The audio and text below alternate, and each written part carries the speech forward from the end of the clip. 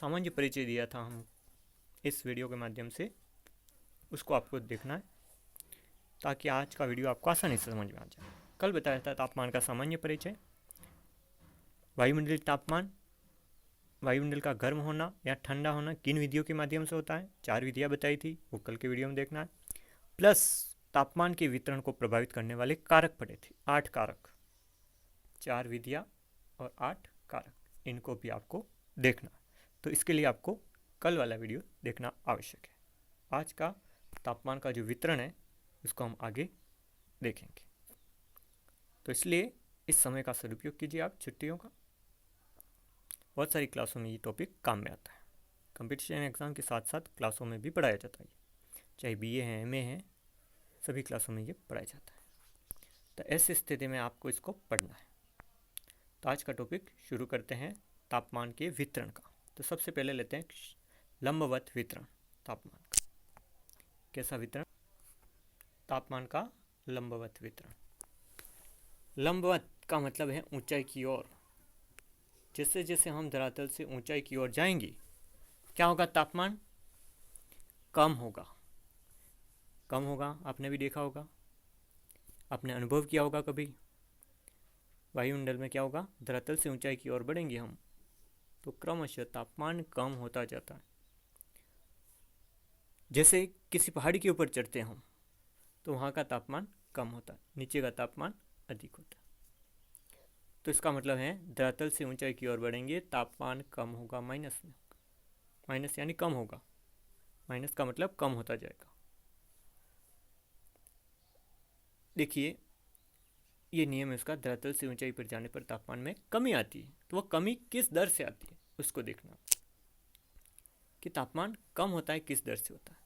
तो औसत रूप से देखा जाए तो प्रति 1000 मीटर की ऊंचाई पर कितने डिग्री सेंटीग्रेड तापमान कम होगा? 6.5 डिग्री सेल्सियस अथवा सेंटीग्रेड तापमान कम होगा। तो प्रति 1000 मीटर की ऊंचाई का यानी 1000 मीटर का मतलब होगा 1 किलोमीटर। किलोमीटर, ये 1 किलोमीटर पर कितने डिग्री सेल्सियस तापमान कम होगा? 6.5 डिग्री सेल्सियस तापमान कम होगा अथवा सेंटीग्रेड तापमान कम होगा।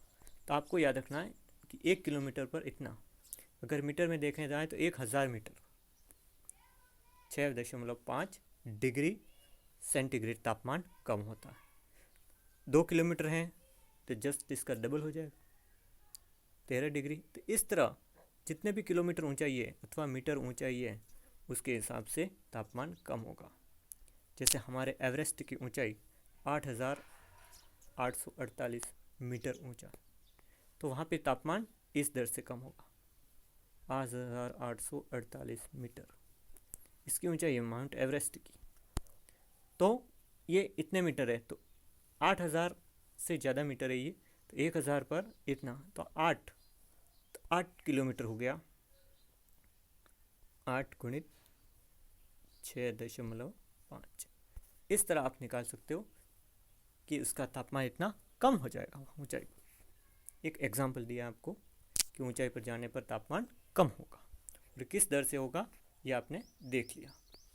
ये दर आपको याद रखनी, बहुत सारे कंपटीशन एग्जाम में ये प्रश्न पूछा जाता है कि किस दर से तापमान ऊंचाई पर जाने पर कम होता है।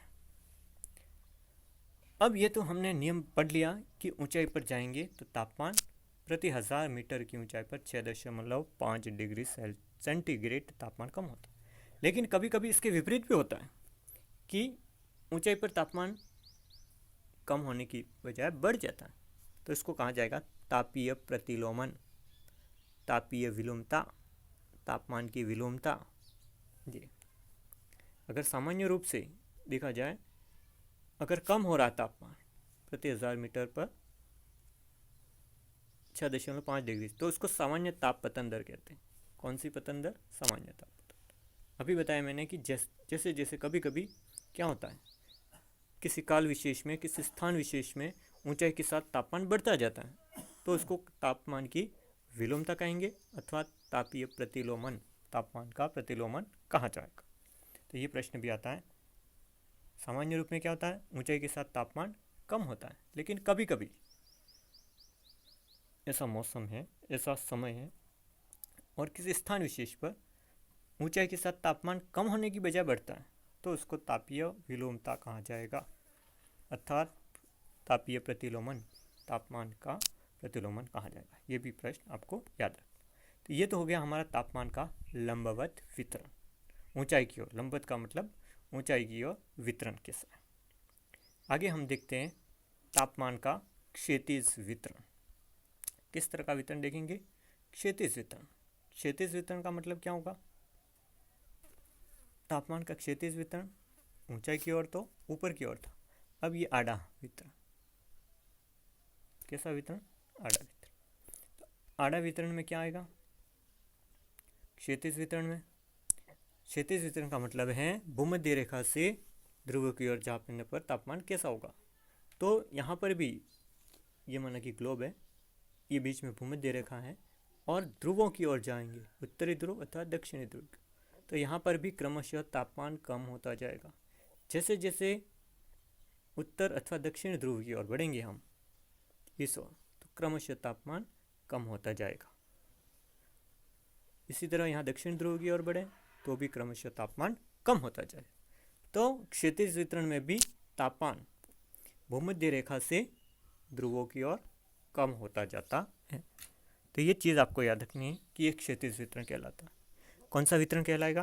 क्षैतिज वितरण। अब इससे संबंधित एक शब्द आपने सुना होगा, समताप रेखाएं। समताप रेखा या समताप रेखा क्या होती है? सम मीन्स समान, ताप मीन्स ताप, तापमान, यानी समान तापमान वाली रेखाओं को समताप रेखाएं कहा जाता है। अब समताप रेखाएं कैसी रेखाएं? समान तापमान वाले स्थानों को मिलाने वाली रेखाओं को कहा जाएगा समताप। लेकिन कहाँ पर मिलेगी ये रेखाएं? सागर तल पर। कहाँ पे मिलेगी? सागर तल। तो पूरा उसका अर्थ कैसे हुआ कि सागर तल पर समान तापमान वाले स्थानों को मिलाने वाली रेखा को समताप रेखा कहा जाता है। बात समझ आ गई? तो इस तरह ये समताप रेखाओं के बारे में भी प्रश्न आता है कभी कभी कि समताप रेखाएं क्या है। तो इन समताप रेखाओं को आपको देखना, याद रखना है, क्योंकि ये रेखाएं वो सागर तल से औसत रूप से नापी जाती है। इसलिए किसी भी स्थान के अगर हमको समताप रेखा खींचनी है तो पहले समुद्र तल से उसका औसत निकाला जाता है। कहीं भी क्षेत्र, कोई भी क्षेत्र, उस क्षेत्र का औसत तापमान हमको ज्ञात करना है तो समुद्र तल से उसका मिलान किया जाता है, तब ये जाकर के ये रेखाएं मिलती हैं और ये अक्षांशों के अनुरूप चलती रहती है। लेकिन जहाँ पानी है, समुद्री स्थान है, वहाँ पे ये इसका अनुसरण नहीं करती, क्योंकि स्थल और जल दोनों के तापमान में अंतर आता है। कल ही हमने पढ़ा था कि स्थल भाग जल्दी गर्म हो जाता है और जल्दी ठंडा हो जाता है। इसके विपरीत जलीय भाग क्या होगा? देर से गर्म होगा और देर से ठंडा होगा। इसलिए समताप रेखाओं में थोड़ा अंतर आएगा स्थल और जल में। आगे बढ़ते हैं। ये तो इसका क्षैतिज वितरण हो गया किसका? तापमान का। और तापमान कौन सा? वायुमंडलीय तापमान। आगे बढ़ते हैं हम तापमान का प्रादेशिक वितरण, प्रदेश के अनुसार उसका वितरण। और वास्तव में देखा जाए तो ये एक प्रकार का क्षैतिज वितरण ही है। कौन सा वितरण है? क्षैतिज वितरण तापमान का। तो ये प्रदेश के अनुसार, क्षेत्रों के अनुसार तापमान का वितरण कैसा रहता है। तो अलग अलग विद्वानों ने इसके बारे में अपनी राय प्रस्तुत की। तो प्राचीन जो यूनानी विद्वान थे, ग्रीक विद्वान, उन्होंने ग्लोब को 3 मुख्य कटिबंधों में बांटा है। ग्रीक विद्वान, यूनानी विद्वान, उन्होंने क्या किया है? ग्लोब को मुख्यतः 3 भाग, यानी हमारा जो मानचित्र है उसको 3 भागों में बांट दिया है। उष्ण कटिबंध, शीतोष्ण कटिबंध और शीत कटिबंध। आगे हम एक डायग्राम के माध्यम से इसको समझेंगे कि आखिर ये 3 कटिबंध कौन कौन से और कितने अक्षांशों के मध्य में इनकी स्थिति है। तो ये प्रादेशिक वितरण है, वो एक सामान्य वितरण है जनरल समझने के लिए। तो आगे हम डायग्राम देखेंगे। देखते हैं ग्रीक विद्वान यानी यूनानी विद्वानों के द्वारा प्रस्तुत ताप कटिबंध 3 भागों में। जैसे मैंने बताया कि उष्ण कटिबंध, अब इसका विस्तार कर्क और मकर रेखा, नाम आपने सुना ही है, कर्क और मकर रेखा एक टॉपिक है। कर्क और मकर रेखा वो आप देख लेना वीडियो के अंदर, अक्षांश देशांतर वहाँ पे आपको मिलेगा। कर्क और मकर रेखाओं का मान कितना है? 23.5 डिग्री उत्तरी अक्षांश और दक्षिणी अक्षांश, उत्तर और 23.5 डिग्री दक्षिण। तो इन दोनों के मध्य में ये उष्ण कटिबंध पाया जाता है और यहाँ पे सर्वाधिक तापमान रहता है। दूसरा है शीतोष्ण कटिबंध। अब ये 23.5 डिग्री से 66.5 डिग्री उत्तरी अक्षांश, उसी तरह 23.5 डिग्री दक्षिण से 23.5 डिग्री दक्षिणी 66.5 डिग्री दक्षिणी अक्षांशों की मध्य स्थिति, ये शीतोष्ण कटिबंध कहलाता है। और तीसरा है शीत कटिबंध, 66.5 डिग्री से लगा करके ध्रुव की ओर यानी 90 डिग्री, ध्रुव जो बिंदु है, ध्रुवीय बिंदु उत्तर और दक्षिण महत्व। यहाँ सर्वाधिक तापमान है, यहाँ मध्यम और यहाँ पे बिल्कुल कम तापमान है। इस तरह 3 भागों में बांट दिया था प्राचीन ग्रीक विद्वानों ने, यूनानी विद्वानों ने। तो ये 3 ताप कटिबंध आपको याद रखना। एक डायग्राम से हम आगे समझेंगे इसको, आपको ये चीज़ याद रखनी।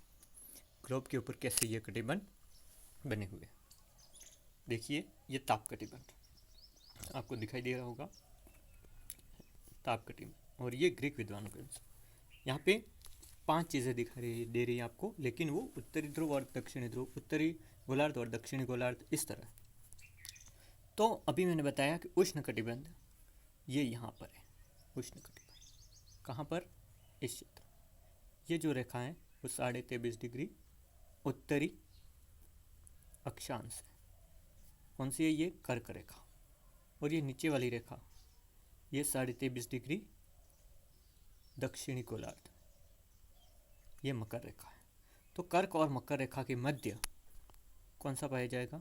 उष्ण कटिबंध, ये वाला भाग, ये आपको मैं हाईलाइट कर रहा हूँ, ये वाला भाग है उष्ण कटिबंध है। अब यहाँ पे तापमान सर्वाधिक रहता है, सूर्य की किरणें सीधी गिरती है, तो ऐसी स्थिति में तापमान सर्वाधिक रहता है, तो ये उष्ण कटिबंध कहलाता है। दूसरा शीतोष्ण कटिबंध। अब ये 23.5 डिग्री यहाँ पे लिखा मैंने, से लगाकर ये रेखा दिख रही है आपको 66.5 डिग्री उत्तरी गोलार्ध। कहाँ पे है? उत्तरी गोलार्ध। उसी तरह 23.5 से 66.5 डिग्री, ये शीतोष्ण कटिबंध है। कौन सा है? शीतोष्ण कटिबंध, ये तो उत्तर में होगा। उसी तरह ये 23.5 डिग्री दक्षिण अक्षांश है और यहाँ पर 66.5 डिग्री दक्षिणी गोलार्ध, तो यहाँ पर भी शीतोष्ण कटिबंध है। तो ये एक ही है, लेकिन एक उत्तर में एक दक्षिण में, इसलिए ये कहा जाता है इसको शीतोष्ण कटिबंध। ठीक है, तो एक तो ये देख लिया हमने और एक ये देख लिया। अब ये तो 23.5 डिग्री, ठीक है, उत्तर, ये 66.5 डिग्री उत्तर। अब 66.5 डिग्री से लगा करके यहाँ ध्रुव तक, इसी तरह यहाँ पर भी 66.5 डिग्री, ये देखो ये वाली लाइन, और यहाँ ध्रुव है, ये 90 डिग्री कहलाता है, ये 90 डिग्री कहलाता है। तो इस तरह देखें हम तो क्या होगा? 66.5 डिग्री से 90 डिग्री, उसके मध्य में यहाँ ये चीज़ जो हाईलाइट कर रहा हूँ मैं, ये शीत कटिबंध कहलाएगा। क्या कहलाएगा? शीत कटिबंध, क्योंकि एक उत्तर में, ये उत्तरी गोलार्ध में, और दूसरा है दक्षिणी गोलार्ध, इसलिए इसको कहा जाएगा उत्तरी गोलार्ध और दक्षिणी गोलार्ध। तो ये शीत, नाम तो एक ही है, शीत कटिबंध, दोनों का सेम नाम, और है कहाँ पे? उत्तरी और दक्षिणी गोलार्ध, इसलिए 2 बार नाम आएंगे। ठीक है, ये तो बीच का था इसलिए 1 बार नाम आया इसका, ये उत्तरी गोलार्ध में हो गया, ये दक्षिणी गोलार्ध में। तो इस तरह देखा जाए ये 3 कटिबंध, ताप कटिबंध प्राचीन ग्रीक विद्वानों ने बांटे थे। तो ये आपको याद रखना, ये डायग्राम बना के आपको व्यवस्थित रूप से याद रहेगा। तो इस तरह हम उष्ण कटिबंध, शीतोष्ण कटिबंध और शीत कटिबंध 3 कटिबंधों में बांटा गया है। ये उत्तरी गोलार्ध में वापस बता रहा हूँ मैं, और ये दक्षिणी गोलार्ध। आपको 5 चीज़ें दिख रही है, लेकिन ये हैं 3 ही। तो इस तरह आपको याद रखना है कि किन अक्षांशों के मध्य उष्ण कटिबंध है, शीतोष्ण कटिबंध है और शीत कटिबंध। तो उष्ण कटिबंध यहाँ सर्वाधिक तापमान है, उसके बाद यहाँ थोड़ा कम तापमान हो जाता है और यहाँ पे बिल्कुल कम तापमान। तो इस तरह तीनों कटिबंधों में हमने बांट दिया। तो आज हमने देखा कि तापमान का वितरण, लंबवत वितरण कैसा रहा, क्षैतिज वितरण कहाँ है और